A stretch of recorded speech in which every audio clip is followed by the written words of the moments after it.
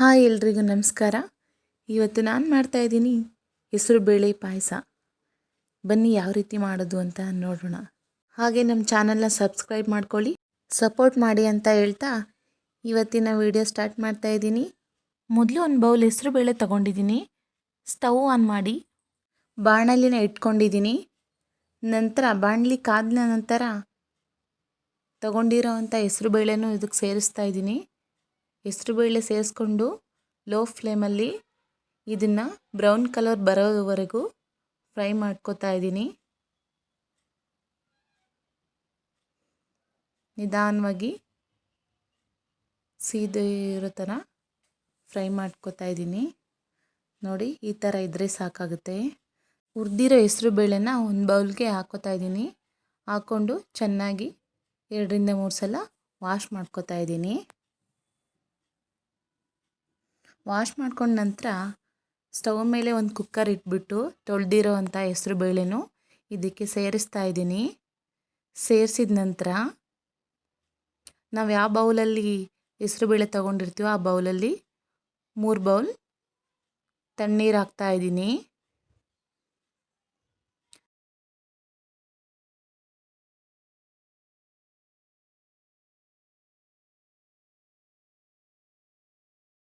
ನೀರು ಹಾಕಿದ ನಂತರ ಕುಕ್ಕರ್ನ ಮುಚ್ತಾ ಇದ್ದೀನಿ. 3 ವಿಸಿಲ್ ಹಾಕ್ಸ್ಕೊಂಡಿದ್ದೀನಿ.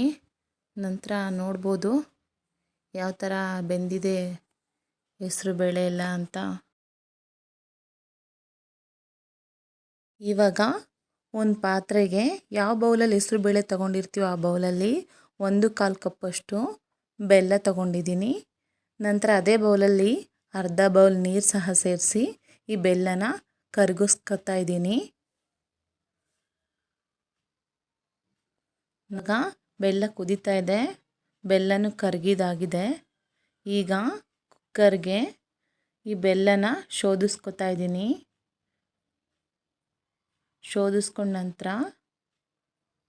ಚೆನ್ನಾಗಿ ಮಿಕ್ಸ್ ಮಾಡಿಕೊಂಡು ಗ್ಯಾಸ್ ಸ್ಟವ್ನ ಆನ್ ಮಾಡಿ ಈ ನೀರಿನ ಅಂಶ ಎಲ್ಲ ಬಿಡೋ ಥರ ಕುದಿಬೇಕದು ಚೆನ್ನಾಗಿ.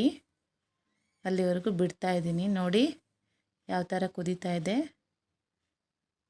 ಇವಾಗ ಹಸಿ ತೆಂಗಿನಕಾಯನ್ನು ರುಬ್ಕೊಂಡು ಹಾಲು ತೆಗೆದಿಟ್ಕೊಂಡಿದ್ದೆ. 2 ಬೌಲ್ ಹಾಲು ಸೇರಿಸ್ತಾ ಇದ್ದೀನಿ. ಹೆಸರುಬೇಳೆ ತೊಗೊಂಡಿರೋ ಅಂಥ ಬೌಲಿದು. ಈ ತೆಂಗಿನ ಹಾಲು ರುಬ್ಬಬೇಕಾದ್ರೇ 2ರಿಂದ 3 ಏಲಕ್ಕಿನೂ ಸಹ ತೆಂಗಿನಕಾಯಿ ಜೊತೆಗೆ ಸೇರಿಸ್ಕೊಂಡು ರುಬ್ಕೊಂಡಿದ್ದೆ.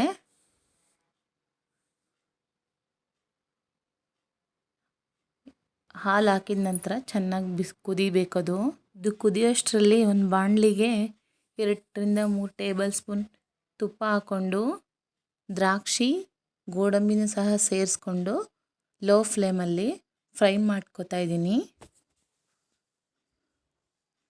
ಸ್ವಲ್ಪ ಕಲರ್ ಚೇಂಜ್ ಆಗೋವರೆಗೂ ಫ್ರೈ ಮಾಡಿಕೊಂಡ್ರೆ ಸಾಕು. ನೋಡಿ, ಇಷ್ಟಿದ್ರೆ ಸಾಕಾಗತ್ತೆ. ಇವಾಗ ಸ್ಟವ್ ಆಫ್ ಮಾಡಿ ಬಾಣಲಿ ಕೆಳಗೆ ಇಳಿಸ್ತಾ ಇದ್ದೀನಿ. ನಂತರ ಇದು ಕುದೀತಾ ಇದೆ ನೋಡಿ.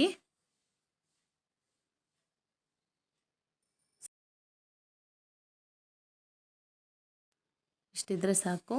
ಇವಾಗ ಹುರಿದಿರೋ ಅಂಥ ದ್ರಾಕ್ಷಿ ಗೋಡಂಬಿ ತುಪ್ಪನೂ ಸಹ ಸೇರಿಸ್ತಾ ಇದ್ದೀನಿ.